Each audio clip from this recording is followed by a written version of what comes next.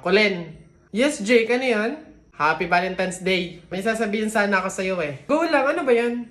Crush kasi kita eh. Ba't mo to? Ba't ka tumatawa?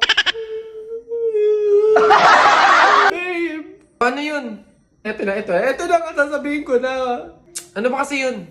Buntis ako! What? Buntis ako! Huwag kang pilingera, hindi mangyayari yun. Panagutan mo naman ako. Baka nakakalimutan mo, bakla ka. Lalaki ka, babe. Oo, may lawit. May lawit. Roxanne, Happy Valentine's Day. Ito na talaga yung time para laksan ko yung loob ko. Liligawan na talaga kita. Meron nga pala akong gift sa'yo na stop toys. Yung favorite mong Doraemon. What? Tapos may letter nga pala ako sa'yo. Sana mo gustuhan mo. Wow! Grabe naman si Butcho ko. Napaka-sweet naman. Thank you. Happy Valentine's Day. Ako rin may nagpapabigay daw nito.